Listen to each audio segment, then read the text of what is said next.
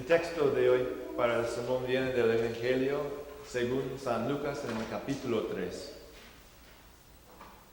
En el año 15 del reinado de Tiberio César, Poncio Pilato gobernaba la provincia de Judea.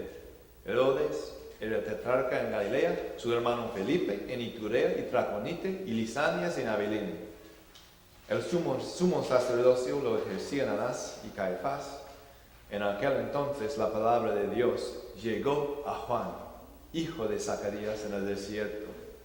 Juan recorría toda la región del Jordán, predicando el bautismo de arrepentimiento para el perdón de pecados.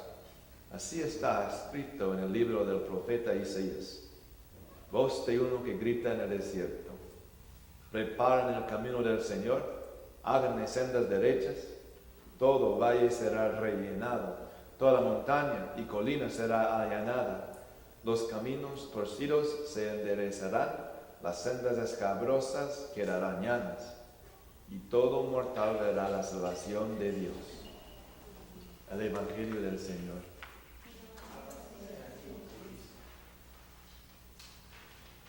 ¿Alguna vez has volado por avión?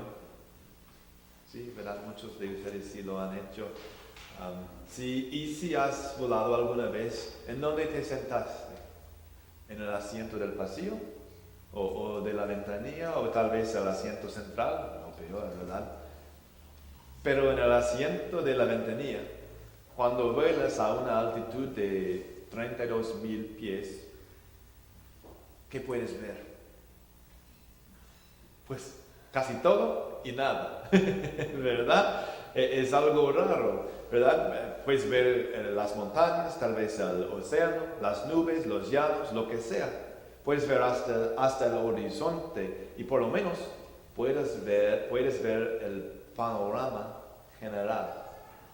El río que ves al lado del camino mientras manejas al trabajar, desde 32,000 pies de altitud, lo ves en cabecera y a dónde fluye.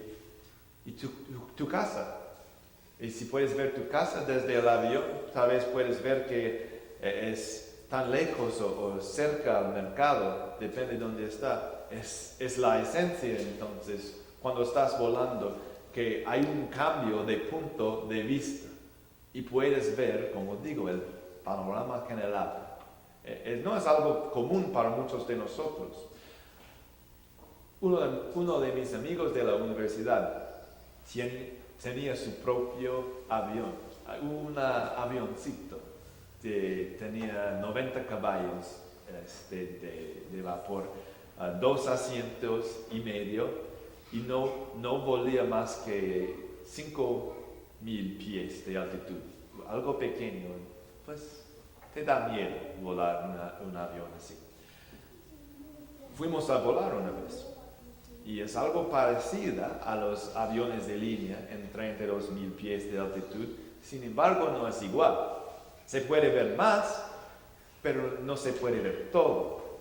Los horizontes no son tan amplios desde 5,000 pies en contra 32,000 pies. No obstante, no es común para la mayoría de la gente ir por avión. Vamos de vez en cuando, pero no todos los días. Si queremos un cambio de punto de vista, tenemos que montar una escalera o algo así, a ver qué tal desde 2 metros de altitud. Y por lo general, se ve más o menos normal. Ves lo que está sobre las mesas y estanterías tal vez. Puedes ver que tu pastor pronto se quedará calvo, pero no ves el horizonte. No ves el panorama general, no es gran cambio, solo un pequeño cambio de punto de vista. Y normalmente viajamos por carro, camión, en 2 pies. Entonces nuestro punto de vista es más o menos 1,7 metros de estatura, o tal vez más chaparrita, depende. Y vemos todas estas cosas de nuestro propio punto de vista. Para los milénicos y los jóvenes, tal vez el punto de vista no es más que 18 pulgadas de su cara, ¿verdad? No se ve nada, a menos que sus dispositivos.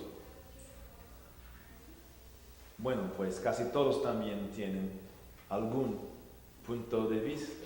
Y les hablo de punto de vista no solo porque es algo interesante, sino también porque veremos todo desde cierto punto de vista dentro del tiempo en que vivimos y desde nuestra situación particular.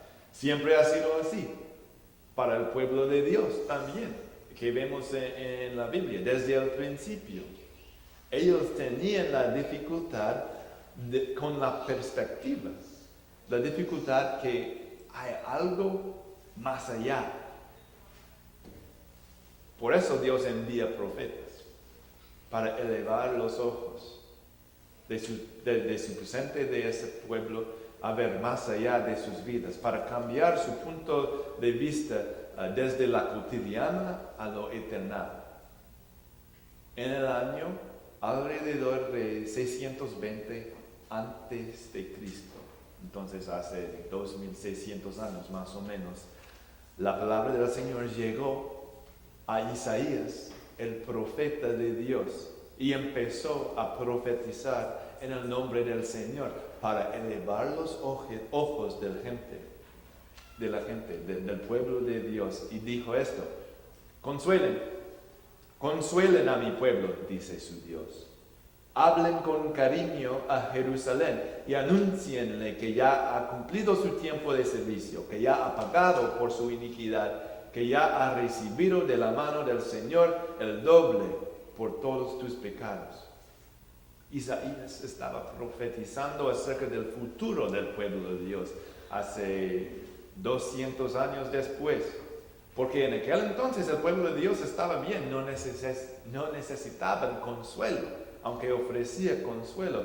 En efecto, estaba diciendo al pueblo de Dios: van a sufrir y van a necesitar consuelo, y tu Dios te proveerá consuelo.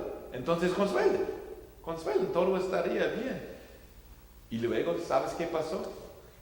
Vino el prueba, vinieron los problemas, vino el exilio, la humillación, la deportación del pueblo, como previó Isaías. Y también vino la restauración, como prometió.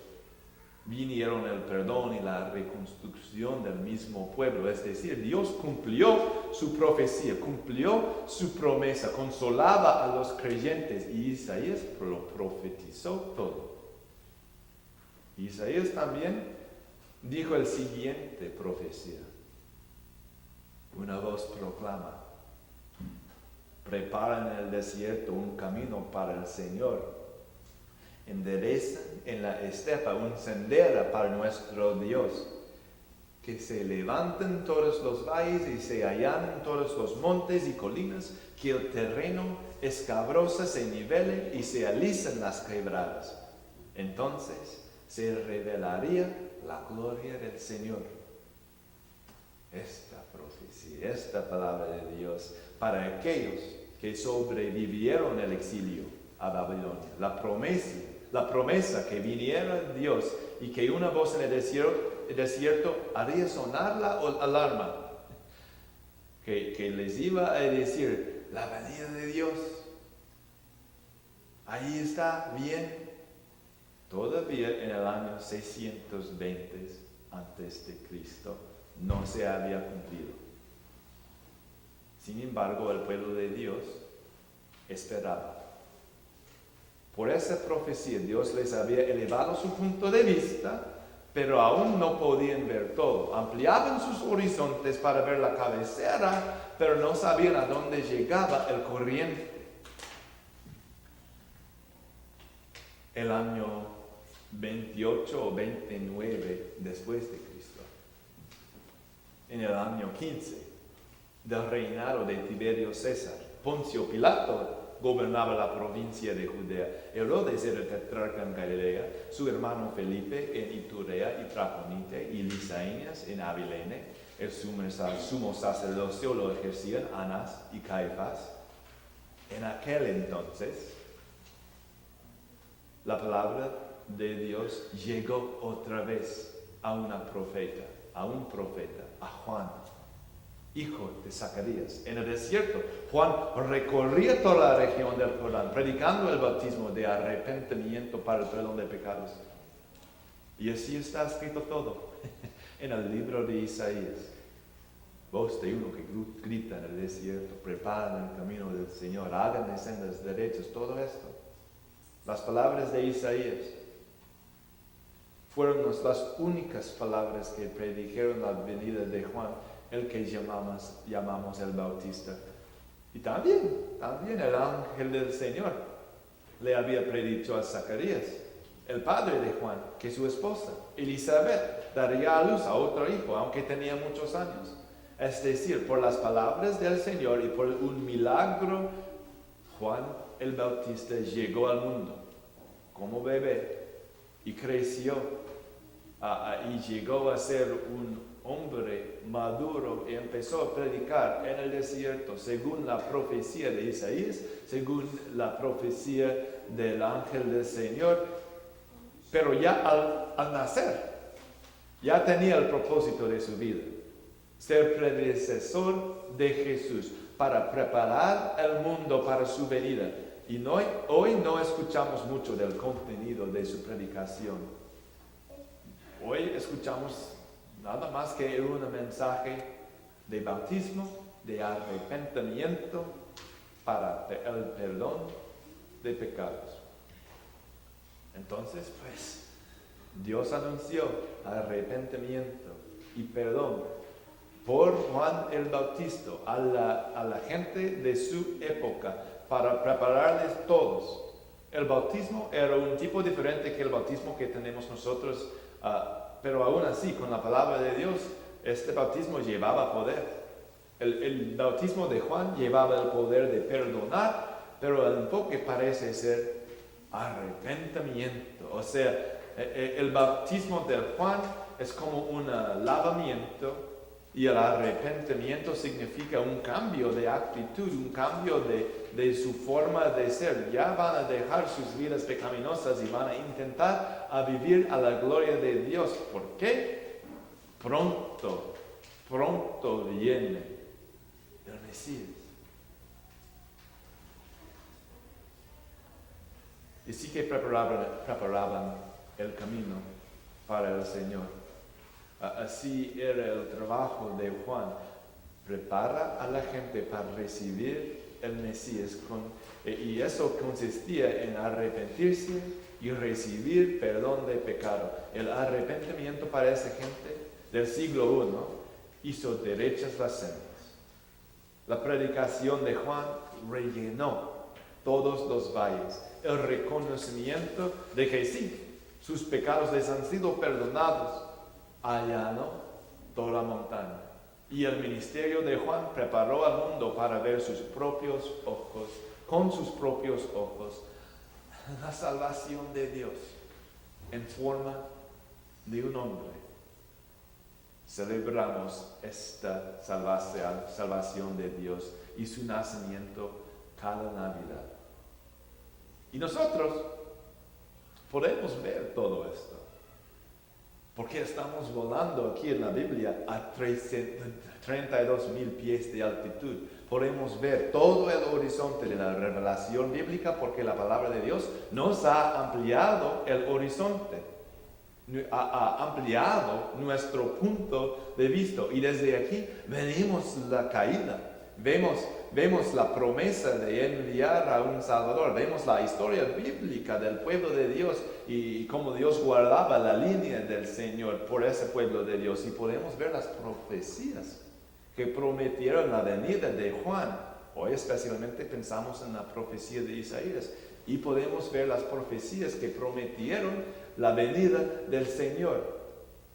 Juan cumplió la profecía en una manera distinta y especial. Jesús cumplió la profecía en su manera de ser nuestro Salvador. Cumplió la profecía en sufrir y morir de parte de nosotros para salvarnos de nuestros pecados, para lavar nosotros de la vida pecaminosa, para motivarnos a vivir una vida nueva. Porque el año en que vivimos nosotros No es el año 620 antes de Cristo, ni es el año 29 antes, ¿cómo se dice? Antes, después de Cristo, gracias. Vivimos en el año 2018. Y tú y yo anunciamos arrepentimiento y salvación. Y nuestro cargo a hacerlo hasta el fin de nuestras vidas o hasta el fin del mundo, sea lo que sea, es que tenemos. Y desde nuestro punto de vista, es nuestro horizonte hacer el trabajo de Dios, arrepentirnos y compartirle hasta el fin. Vemos que estamos parte de la historia del pueblo de Dios, no solo el parte que comparte el mensaje del Evangelio, pero también somos los que reciban el perdón de pecados. Somos una parte integral de esta profecía y su cumplimiento. Nosotros tenemos el punto de vista que ve a Adán y Eva, Moisés, Isaías, y que son salvos por la fe. Aunque desde su punto de vista ellos, en su vida terrena, no vieron a Jesús encarnado. Sin embargo, son salvos por fe en Cristo, en la fe que ha de venir. Juan el Bautista, tú, yo, cristianos de los últimos 2000 años, de todas partes del mundo, somos salvos por la misma fe. Por la misma fe que Cristo vino y vendrá otra vez. Va a regresar para salvarnos otra vez, para llevarnos al cielo. Podemos ver desde nuestro punto de vista cómo ha seguido la historia de salvación en el mundo. Y damos gracias que Dios envió a Juan para que siguiera a Cristo. Desde el punto de vista, no de 32,000 pies de altitud, pero desde el punto de vista de la eternidad, es el Cristo quien murió por nosotros. Él es la cosa más importante. Viene rápido la Navidad, ¿no? ¿Y qué tal ustedes están listos? O como los niños de aquí, todavía no están pensando ya en la Navidad. ¿Han comprado el árbol de Navidad? ¿Los regalos? ¿El jamón? Está bien si la respuesta es no, pueden ser los preparativos de las últimas horas, y está bien. No obstante, hay un preparativo que no debes evitar hasta la última. Arrepiéntanse como sus preparativos de las primeras horas. ¿No ves tus preparativos para la Navidad solo de 1.7 metros de altura? Miren todos los señales de los tiempos. Hagan tus preparaciones de la última hora, pero primero aléjense de la cama. Mire desde el punto de vista del avión que sabe arrepentir. Y mejor que conozcan que el arrepentido perfecto no es usted. Es el que pilota el avión. El arrepentido perfecto es el Cristo. Emmanuel. Isaías lo predijo. Juan le preparó el camino. El pueblo de Dios le espera. Y nosotros nos preparamos. Y nos arrepentimos porque pronto viene. Amén. Amén. Puestos de pie, por favor.